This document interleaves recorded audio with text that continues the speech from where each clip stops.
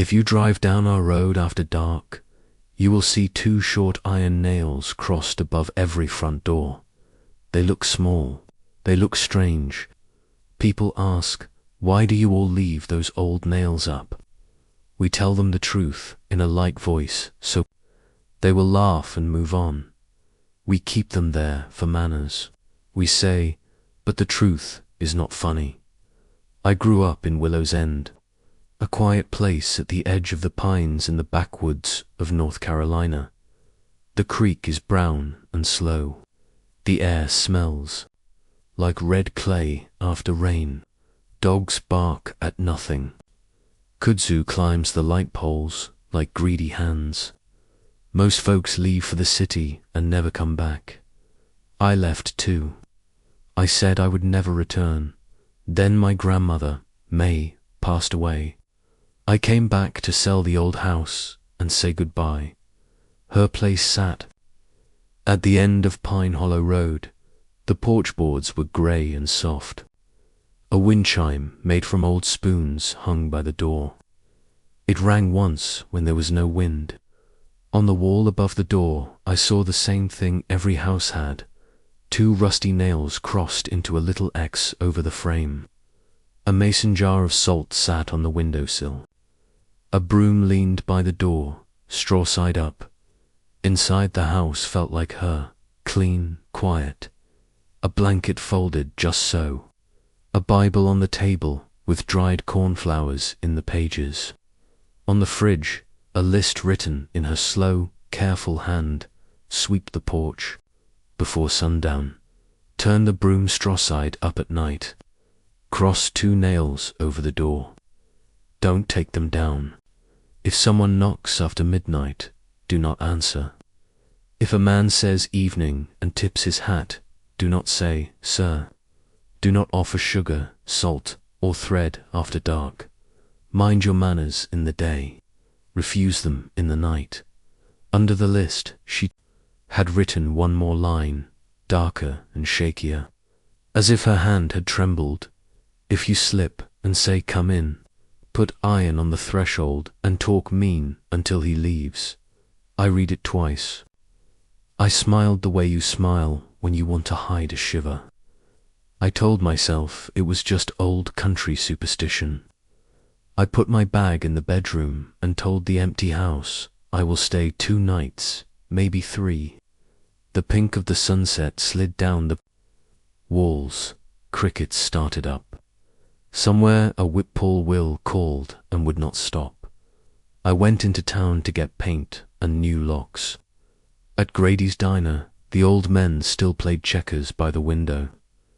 Everybody looked at me like I was a ghost that had found its way home. Mr. Grady himself brought me coffee and patted my shoulder. Sorry about your gran, he said softly. She kept things in order. What things? I asked, even though I already knew. He looked at the nails over the diner door and then back at me. The rules, he said. I wanted to laugh and did not. You all still doing that? The nail thing, he shook his head. We don't do it. We keep living. That's the difference. He saw my face and decided to tell the story the way they always do, with simple words and no big show, like you tell a child not to touch the stove. Long time ago, he said, before I was born and before your gran was born, a stranger came through after a flood. He had a tidy hat. His shoes were too clean for our dirt. He knocked on doors and asked for little things. Sugar, he would say. A bit of salt, if you please. A needle and thread, ma'am. I would be much obliged. Folks in these parts were raised to be polite, so they were polite. Yes, sir, they said. Come on in, sir. The ones who said it out loud lost things they could not name. At first it was small. A picture lost a face. A wedding ring felt light. A voice rasped. A baby slept and would not wake on time. The stranger always smiled and thanked them with fine words. What was he? I asked. Grady looked at the window, then at the salt shaker on the table. Hungry, he said. They started calling him the Manners Man, not a ghost. Not a man, either. A hunger that dressed up nice and knocked like a friend. What stopped him? I asked. Not much. But iron slows him. Iron and a rude mouth after midnight. He gave me a tired smile. We are good people in the daytime. We can be ugly after dark if we have to. It sounded silly. It also sounded like something my grandmother would believe. I promised myself I would not tempt it. Then I broke my promise without thinking. Back at the house, I set the paint down and looked at the doorway. I thought about buyers and how small things turn people away. The nails looked like trash to city eyes. Without thinking, I pried the little X down to repaint the wood. The nails were warm and sticky with rust. I set them on the porch rail and wiped my hands on a rag. The sun slid behind the pines. The air went from gold to blue. I swept the porch, not because of the list, but because the dust made my throat itch.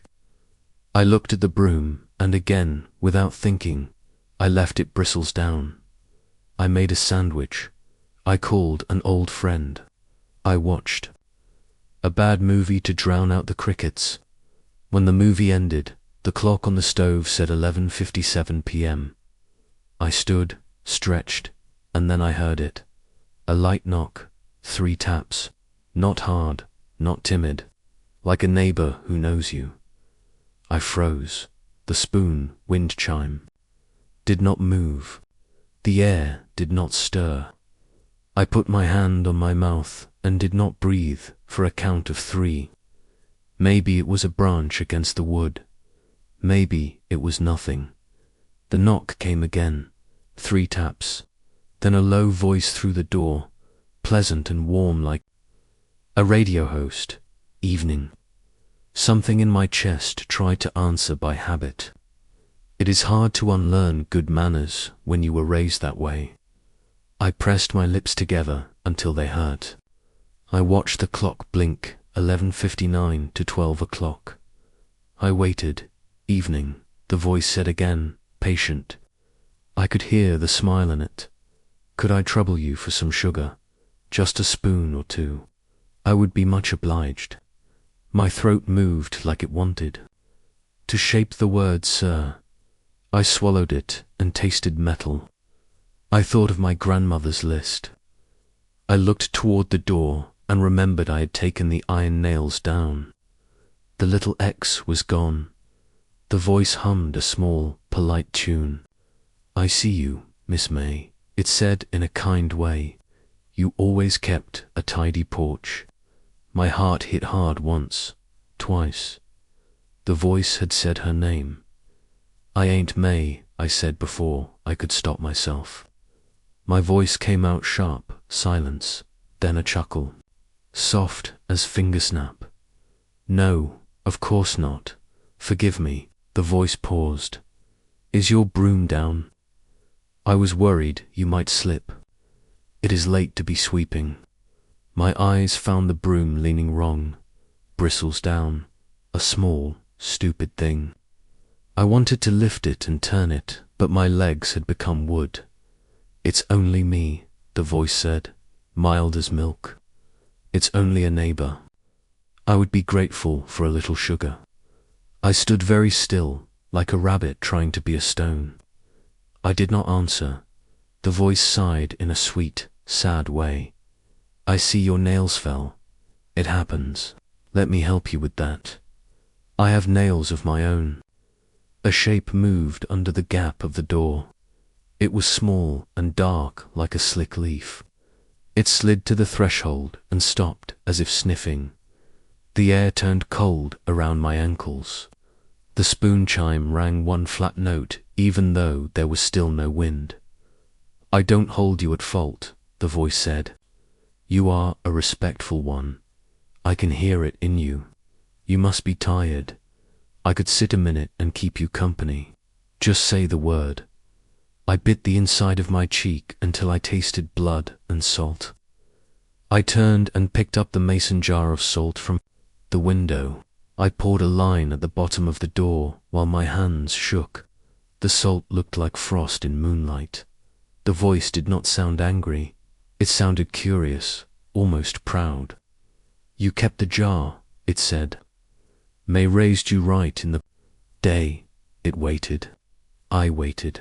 The clock clicked. Somewhere in the trees, a fox screamed like a lost child, and then the sound was cut off. Neat as scissors. Then the voice changed. It became my grandmother's voice. Baby, it said, soft and tired. It's cold out here. Open up, all right. It's only me. It was perfect. The rhythm, the break on the second word, the little breath before the end. I felt my knees loosen.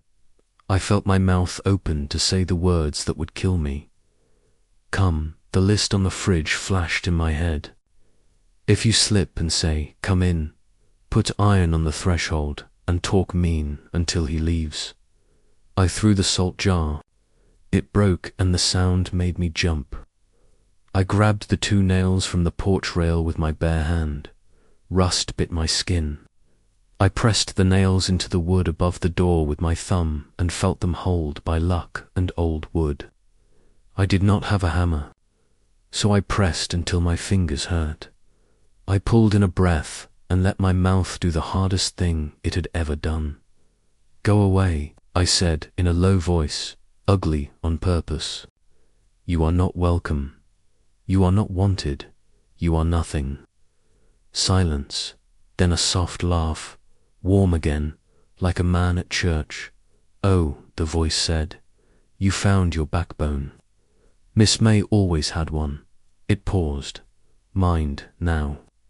The shape. At the threshold, slid back like a shadow looking for its owner. The air warmed a little. I held still until the clock said 12:10, then 12:11, then 12:12. My legs let me sit down on the floor. I did not sleep. At dawn the chimes rang once. The porch boards showed small, clean footprints leading to the door and back down the steps. They were not muddy. They were dry, as if the feet had never touched soil. On the mat I found a folded note, cream paper, neat writing, thank you kindly for your time. I will call again. No name, no stamp, no mark. The edge of the paper smelled like the creek. That morning I went to Grady's. I bought a box of nails and a hammer. I fixed the little X over my door the right way. I turned the broom straw side up at night. I swept my porch before sundown every day. When people in town asked if I would stay, I said yes. I did not stay because I loved the trees or the creek or the soft talk at the diner. I stayed to keep the nails up. I stayed to watch my neighbors' doors. I stayed so the new young ones, who forget on purpose because they want the city, will at least hear the rules once in plain words. I say them, the way my grandmother wrote them, slow and clear. Sweep before sundown. Turn the broom. Keep iron crossed over your door. If someone knocks after midnight, do not answer. If a man tips his hat and says evening, do not say, sir. Do not offer sugar, salt, or thread after dark. Mind your manners in the day. Refuse them in the night. Sometimes, around 12:03, I hear a light knock. 3 taps. Sometimes the voice tries a new trick. It sounds like my mother. It sounds like me. It says, it's only me. It says, may I trouble you? It says, please. I stand at the door with my hand on the wood, and I am not polite. I say the ugliest things I can find. It hurts. It feels wrong. I cry sometimes when I do it. But I do it until the air warms and the shape moves away and the chimes fall quiet. If you ever find yourself near Willow's End, if you drift down a road where the pines bend close and the kudzu makes green curtains, stop a moment and look at the houses. See the little X of nails above the doors. See the salt jars. If you think it is silly, I will not argue with you. I will make you tea before sundown, and I will smile. I will be kind. But if you hear a light knock after midnight, and a pleasant voice says, "Evening," and your mouth wants to answer the way your parents taught you, with soft words and a sweet tone, stop. Bite your tongue if you have to. Be rude. Be hard. Put iron on the threshold. Keep your sir in your mouth like a stone. Wait until the clock turns past 12:10, and the air loses that creek smell, and the night lets go, because our small town has a dark legend. It wears a clean hat. It thanks you for your time. It is very patient, and it is always hungry for one simple thing, your good manners.